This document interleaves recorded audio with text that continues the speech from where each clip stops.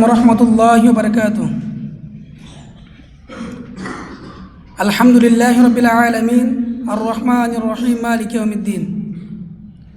Nahmaduhu wa nusalli ala rasulihil karim. Amma ba'd.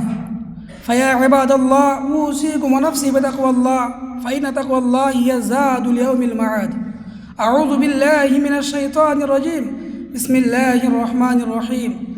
آمن الرسول بما أنزل إليه من ربه والمؤمنون كلنا آمن بالله وملائكته وكتبه ورسله لا نفرق بين أحد من رسله وقالوا سمعنا وأطعنا غفرانك ربنا وإليك المصير.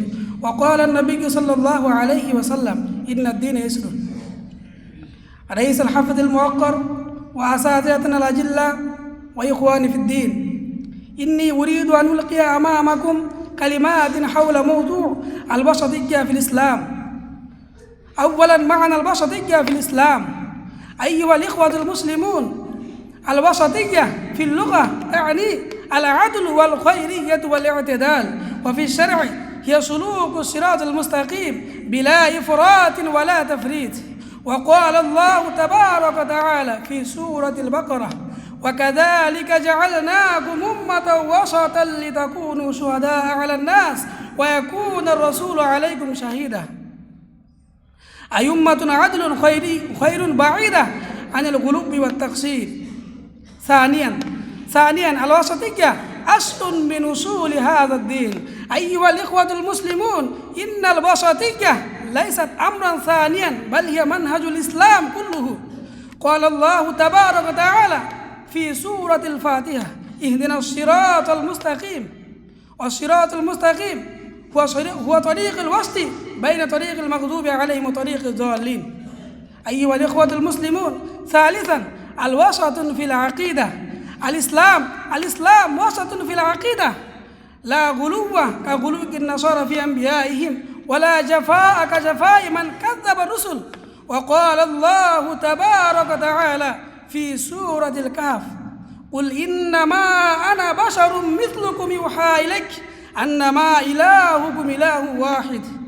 وقال الله تبارك وتعالى في موضع آخر في سورة المائدة: قل يا أهل الكتاب لا تغلوا في دينكم فنؤمن بالله وصفاته بلا تشبيه ولا تعتيل ونؤمن بالأنبياء بلا إفراط ولا تفريط. أيها الإخوة المسلمون، رابعا الإسلام لم يأتي ليرهق الناس، بل جاء بالسير. قال الله تبارك وتعالى في سورة البقرة: يريد الله بكم اليسر ولا يريد بكم العسر. وقال الله تبارك وتعالى في سورة الحج: وما جعل عليكم في الدين من حرج. وقال النبي صلى الله عليه وسلم في رواية البخاري: إن الدين يسر. أيها الإخوة المسلمون، وقال النبي صلى الله عليه وسلم في رواية آخر: عليكم من الأعمال ما تطيقون. ونهى النبي صلى الله عليه وسلم: إياكم الغلو في الدين. وهناك مثال عظيم من السنة. جاء 3 نفر فقال أحدهم: أصوم ولا أفطر. وقال الثاني: أقوم ولا أنام. وقال الثالث: لا أتزوج النساء. فقال النبي صلى الله عليه وسلم: أما والله إني لا أخشاكم الله، ولكني أصوم وأفطر، أصلي وأرقد، وأتزوج النساء. فمن رغب عن سنتي فليس مني. أيها الإخوة المسلمون، خامسا الوسطية بين الدنيا والآخرة.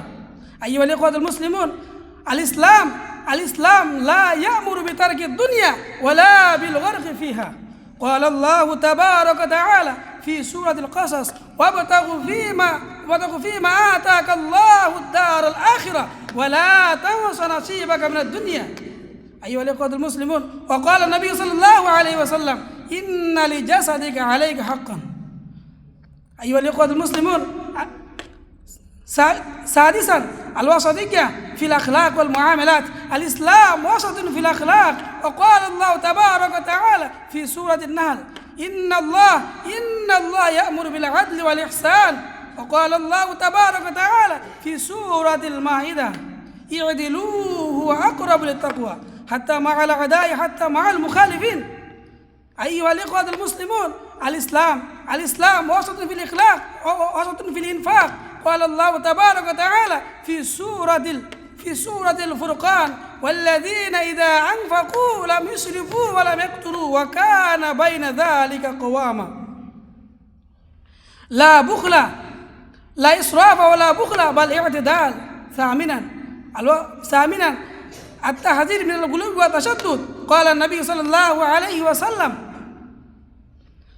هلك المتنطعون. وقال النبي صلى الله عليه وسلم في رواية آخر إنما أهلك ما كان قبلكم الغلو في الدين.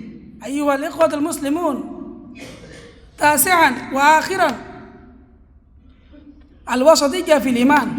الإسلام وسط في الإيمان. قال الله تبارك وتعالى آمن الرسول بما أنزل إليه من ربه والمؤمنون كلنا آمن بالله وملائكته وكتبه ورسله لا نفرق بين أحد من رسله وقالوا سمعنا وأطعنا غفرانك ربنا وإليك المصير. كما بين النبي صلى الله عليه وسلم في حد الإيمان الواجب على الأمة أن تؤمن بالله وملائكته وكتبه ورسله واليوم الآخر والقدر خير شره تعالى من الله بعد الموت. وفي الختام اللهم انصر الإسلام والمسلمين واخذل الكفر والمشركين ودمر أعداء الدين برحمتك يا أرحم الراحمين. السلام عليكم ورحمة الله وبركاته.